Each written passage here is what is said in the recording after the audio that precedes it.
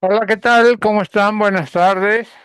Su servidor, José de Jesús Prado Arciniega, pues cumpliendo con la tarea de este trabajo de presentación, quiero comentarle al profesor que lamentablemente en días pasados sufrí un accidente y tengo algunos detalles que no me permiten hablar correctamente por el accidente que sufrí. Sin embargo, pues no me va a detener eso para poder llevar a cabo la presentación. Obviamente no voy a poder hablar como quisiera, pero yo sé que me va a entender y espero que le parezca bien la presentación. Por lo mismo, no quise hacerla invitando a otras personas, dado que pues entiendo yo que no se va a poder escuchar como uno quisiera. Sin embargo, aquí estamos echándole ganas y obviamente salimos adelante. Fue un pequeño accidente y pues esas cosas ocurren, así que estaremos saliendo adelante, como les digo. Entonces, voy a empezar la presentación.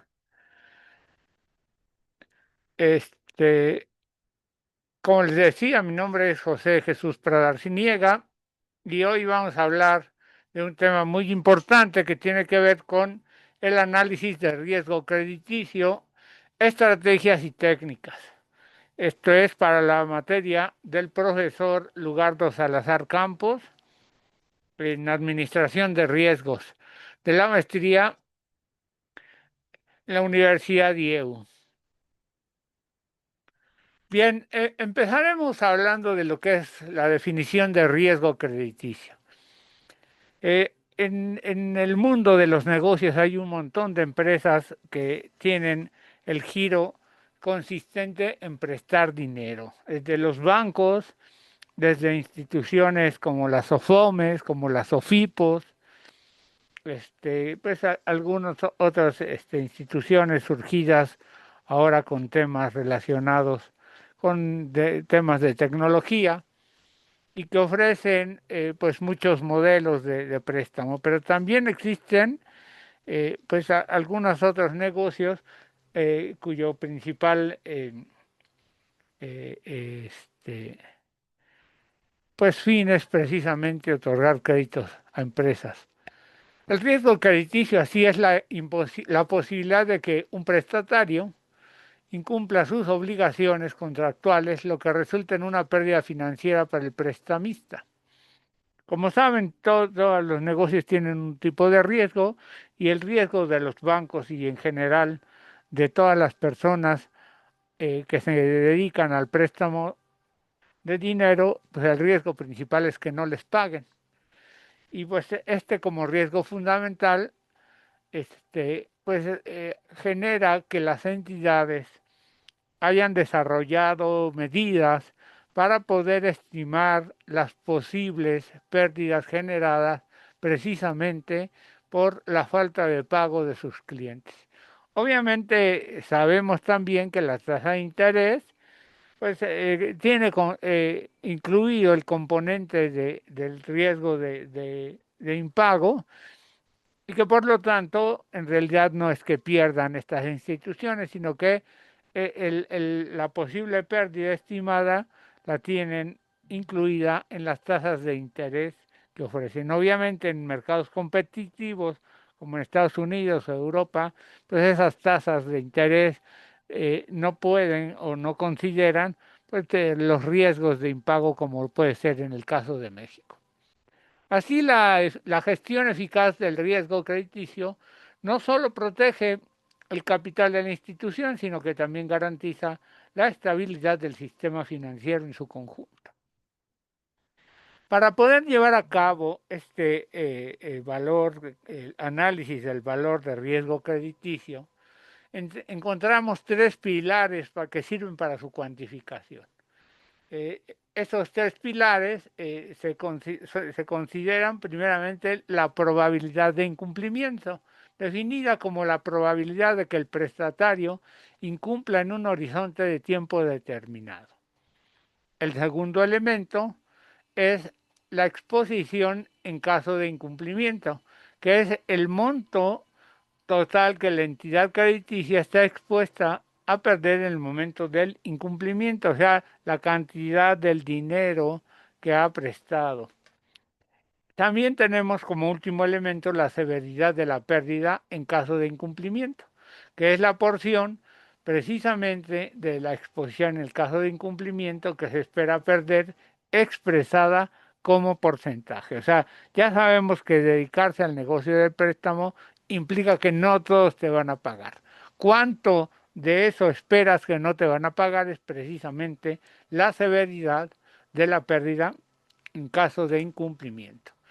Hay otro factor muy importante del cual tenemos un ejemplo excelente, que tiene que ver con la concentración del riesgo de cartera. ¿Qué es esto? Bueno, pues la concentración de cartera se refiere a la distribución de las exposiciones crediticias de una institución en torno a factores de riesgo comunes. Un alto grado de concentración incrementa la vulnerabilidad de la institución a eventos adversos que afectan a un sector, una región geográfica o un grupo de clientes específico. En el caso mexicano, la mayoría de la banca es banca múltiple y tiene un riesgo más diversificado, presta para créditos, presta para carros, presta créditos personales, créditos hipotecarios, en fin, para diferentes tipos y por lo tanto se podría considerar que está diversificado. Sin embargo, en otros países lo- la- los, este, los bancos y instituciones de préstamo pueden estar diseñadas para dirigirse a un público objetivo o un público solamente del área local, como pueden ser algunas OFOMES en México que se dedican al préstamo para créditos automotrices. Estos tipos de concentración se pueden clasificar en tres.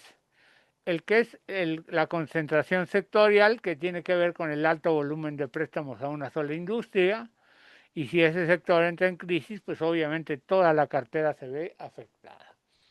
El segundo elemento tiene que ver con la concentración geográfica, exposición significativa en una sola área económica o país, como funcionan muchas de las cajas en España.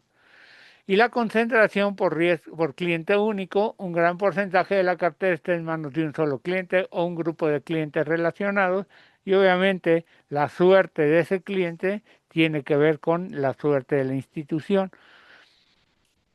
Hay un ejemplo muy enfático que sucedió hace apenas algunos años que tiene que ver con el banco Silicon Valley Bank. Este banco estadounidense que concentraba sus préstamos a empresas dedicadas a la generación de empresas startups tecnológicas, pues lo que pasó fue que se empezó a otorgar sus créditos y a recibir los depósitos de esas empresas. Era como el banco de los jóvenes, como el banco de las empresas más novedosas y tecnológicas, de tal manera que por alguna razón en un movimiento en la economía de los Estados Unidos implicó que estas empresas tecnológicas empezaran a querer distribuir sus ahorros de fondos en forma diferente, de tal manera que empezaron a solicitarle a este banco su dinero. Obviamente los bancos no tienen el dinero parado, sino lo tienen invertido en diferentes esquemas de inversión. Y cuando ellos llegaron y empezaron a decir que querían su dinero, lo que este banco para poder generar los flujos de efectivo, pues vendió sus inversiones a un precio menor, generando pérdidas y generando pues obviamente una inquietud, sospechas, y como siempre ocurre en los casos eh, de los esquemas financieros, de los bancos cuando tienen problemas de credibilidad de la gente, pues ocurre lo que Adam Smith denomina el incendio, de tal manera que el hecho de que un cliente tenga la percepción de que el banco no le va a dar sus ahorros implica llamar a los otros y al final se hace una bola gigante de personas queriendo su dinero en el mismo momento, cuando todos sabemos que las instituciones financieras no tienen el dinero guardado en la bóveda, sino lo tienen invertido precisamente para generar algún tipo de rendimiento, que es el negocio este, de los bancos. Por lo tanto, este esquema de concentración pues es algo ya muy recurrente y este es un ejemplo claro de lo que afecta a una institución cuando se concentra en un sector específico, pues todas sus expectativas y sus créditos.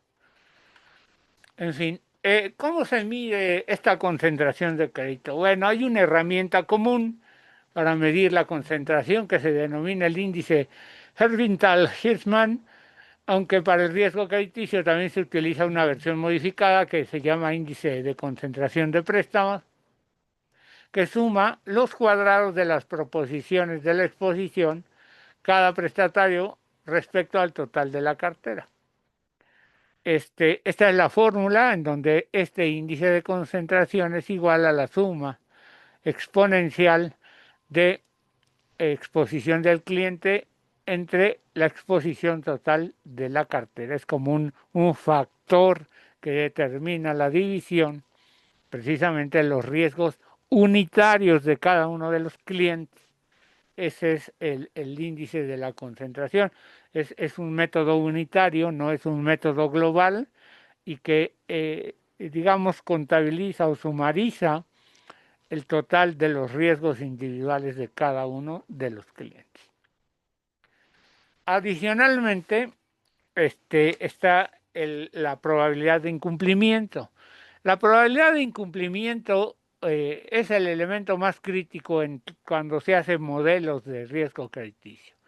Para las carteras corporativas soberanas, esta posibilidad de incumplimiento se asigna en función de la calificación crediticia otorgada por agencias especializadas, de tal manera que los créditos son clasificados con letras, como es el caso de las AAA, que requieren un grado de inversión más alto, y se estima que esa probabilidad de incumplimiento va del 0 al 0.3, del 0 al 0.03%, o sea, muy bajo.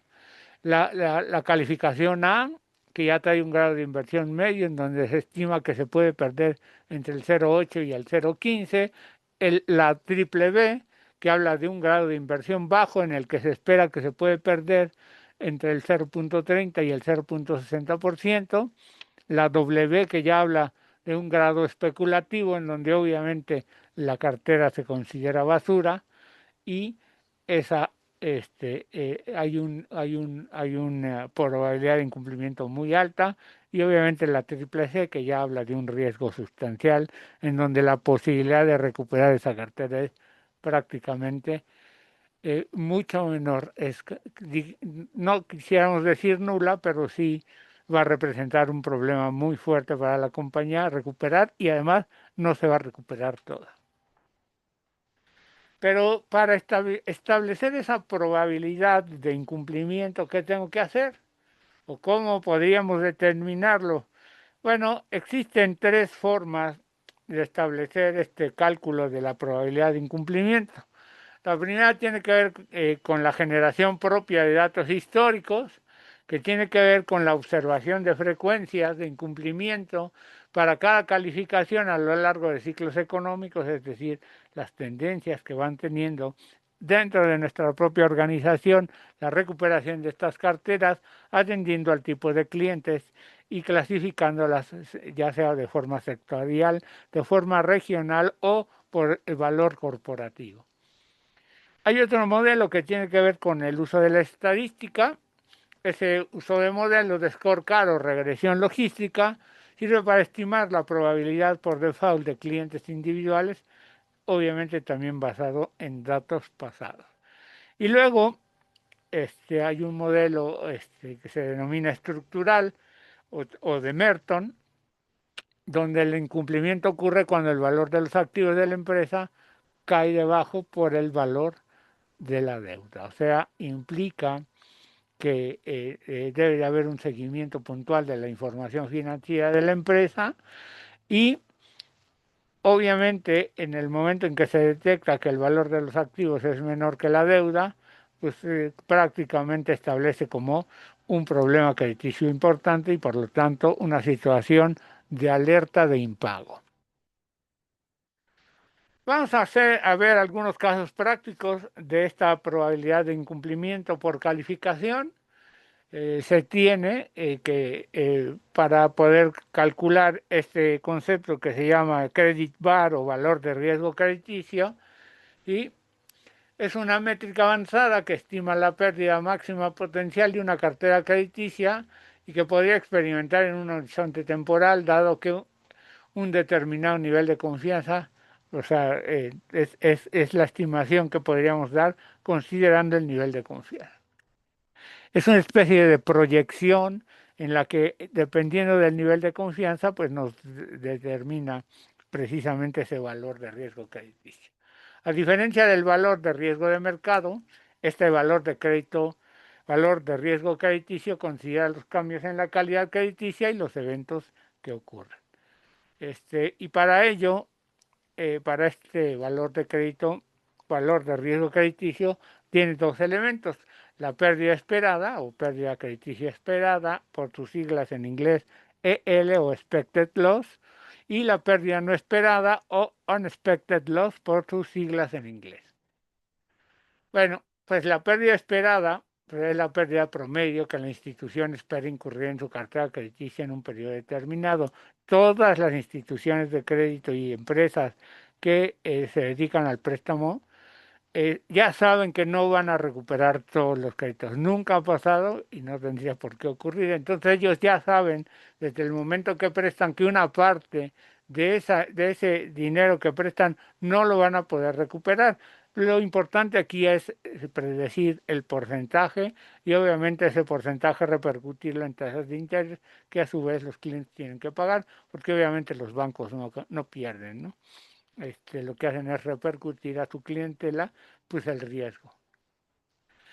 Bueno, bajo este modelo, como ese riesgo es predecible, se considera un costo de hacer negocios y se cubre mediante el precio del crédito, es decir, pues se repercute directamente en la tasa de interés.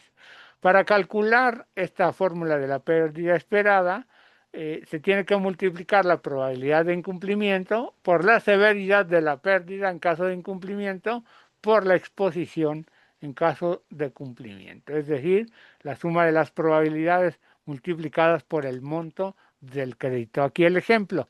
Miren, tenemos una probabilidad de incumplimiento de un cliente corporativo que está calificado como BBW, que es del 5%.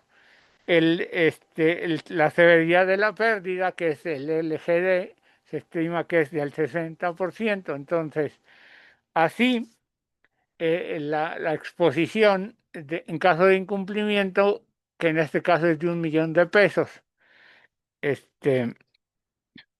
o el monto expuesto, ¿no? Entonces, la simple multiplicación del porcentaje de incumplimiento multiplicado por el porcentaje de severidad de la pérdida, multiplicado por la cantidad que se le prestó a ese cliente, da el monto de la reserva de dinero que se tiene que volver líquida para poder cubrir el posible quebranto, ¿sí? De este cliente único. Obviamente la variación, el porcentaje de probabilidad de incumplimiento, como ya lo vimos, pues depende de la calificación de cartera. La severidad de la pérdida, por supuesto, también tiene que ver con factores que este, externos, y la exposición en caso de incumplimiento, pues son los montos que cada uno de los bancos asigna a sus clientes como préstamos. Decíamos que tiene dos elementos este valor de riesgo crediticio, lo que era la pérdida esperada, pero también la pérdida no esperada. Como tal, la pérdida no esperada es la variabilidad o desviación estándar de las pérdidas alrededor de la pérdida esperada, o sea, las variaciones que pueden tener respecto de los porcentajes que nosotros tenemos cubiertos. Y representa el monto de pérdida que excede la pérdida promedio y no puede ser cubierta por las provisiones rutinarias, lo que genera que la compañía tenga que generar nuevas reservas líquidas para cubrir estas pérdidas. Esta, por lo tanto, deberá ser cubierta, como le digo, con capital adicional por parte de la institución. Y este obviamente es un elemento que el valor de riesgo crediticio busca cubrir pues con mayor y predecir, si fuera el caso, pues con una mayor atención. Hay una fórmula eh, que se dice simplificada, que no tiene nada simplificada para calcular esta pérdida no esperada. Se dice que el monto expuesto está multiplicado por la raíz cuadrada de la probabilidad de incumplimiento multiplicada por la severidad de la pérdida más, bueno, por la severidad de la pérdida al cuadrado, más la misma severidad de pérdida al cuadrado, multiplicado por la probabilidad de incumplimiento y multiplicada por uno menos la posibilidad de incumplimiento. Esa fórmula básicamente lo que nos dice es el múltiplo o el valor este, que se puede considerar como una pérdida no esperada. El ejemplo de esto puede ser así, miren, la pérdida esperada, el banco sabe por experiencia que en un ciclo económico normal el 2% de estos préstamos fallará, y el cálculo, o sea que es el cálculo que tiene en promedio en el año. Y la pérdida promedio esperada que el banco ha cubierto con provisiones es el costo normal de operar, que pueden ser, por ejemplo, 3 millones, que es la pérdida media que el banco presupuesta como no recuperable. En este caso se tiene un evento inesperado, durante el año ocurre un evento totalmente imprevisto, se declara una gran inundación regional que afecta al 50% de las propiedades hipotecarias y la economía local pues sufre una alteración. Y el resultado es que la tasa de impago por parte de los que tienen un crédito contratado ya no es del 2%, sino que se va al 8%, lo que en general de pagar 3 millones o de establecer una reserva de 3 millones, pues la pérdida total asciende a 12 millones. Entonces la pérdida no esperada pues es la diferencia entre la pérdida real menos la pérdida esperada, y obviamente esos 9 millones de diferencia el banco o la institución financiera no está listo para absorberlas, no la tienen contemplada, por lo que eso denominado como capital regulatorio del banco, pues es cubrir con su propio dinero esas pérdidas, porque la mayoría de las regulaciones, en el caso de México la Comisión Nacional Bancaria y de Valores, pues establecen las estimaciones para esas denominadas reservas. Bueno, pasando a un tema complementario, también las instituciones de crédito y algunas otras compañías llevan a cabo estudios con simulaciones. Esas simulaciones lo que hacen es responder la pregunta de ¿y si esto pasara? ¿Y si esto fuera? Estas simulaciones se le denominan stress testing o pruebas de estrés y evalúan la resiliencia, o sea, el grado de aguante de una cartera de crédito a escenarios económicos extremos, pero que obviamente ocurren no con una celeridad. O sea, nadie puede prevenir el hecho de un huracán, el hecho de un huracán con daños muy importantes, o un temblor, o unas cosas de esas, sino simple y sencillamente se establecen porcentajes en los que la economía puede estar dañada por algún factor externo y se aplican esos factores a la cartera para saber si el banco o la institución estuviera en condiciones de salvar o solventar una situación de este tipo. Y para ello pues, se hace una serie de escenarios, o precálculos, ¿sí? Que pues, se establecen como severos y entre ellos puede ser un aumento de desempleo, caída del PIB, pues no sé, otra pandemia. Y bueno, se recalcula esa probabilidad de incumplimiento y también la severidad de la pérdida para cada uno de los prestatarios bajo estas nuevas variables, estimando la pérdida esperada bajo estrés. Recuerden que estos cálculos se hacen de manera unitaria, no se hacen general. Y bueno, en este ejemplo se estima que un shock duplica la probabilidad de incumplimiento del ejemplo anterior al 10% y aumenta, por supuesto, la severidad de la pérdida al 70%. Entonces, para el cálculo de la probabilidad de incumplimiento, este, pues se hace, bueno, se determina este stress testing, este, considerando esta probabilidad de incumplimiento y se multiplican pues estos nuevos factores, como es la probabilidad de incumplimiento por la severidad de la pérdida, por el monto expuesto y se genera una nueva reserva, una reserva de 70. Ya como habíamos visto en el ejemplo anterior que teníamos una reserva original de 30.000, pues se compara la reserva sometida a estrés con la reserva original y es lo que se considera la pérdida incremental que debería de ser capaz de absorber durante una crisis un banco. Es decir, sirve como para medir qué tan fácil puede responder un banco o no ante un evento, pues vamos a llamarle así catastrófico o severo. Bueno, pues finalmente quiero hablarles de el último elemento de la exposición de hoy que tiene que ver con ese aprendizaje que se hace en base a lo anterior. Es condición humana tomar en cuenta lo que le pasa en años anteriores para no volverlo a hacer o para tomar medidas y es un aprendizaje. En los negocios también existe ese tipo de aprendizaje, se documenta ese aprendizaje y lo que se hace es siempre comparar la real con las tasas reales, las expectativas reales con las que originalmente se establecieron. Se identifican las variaciones y por supuesto se hacen las modificaciones o las consideraciones para el establecimiento de nuevos factores a futuro. Esto se conoce como backtesting y es un proceso de validar la precisión y el poder predictivo de los modelos internos de riesgo, así como los modelos de probabilidad de incumplimiento y de severidad a la pérdida, que determinan en ciertos grados el monto expuesto o la cantidad de dinero que prestar.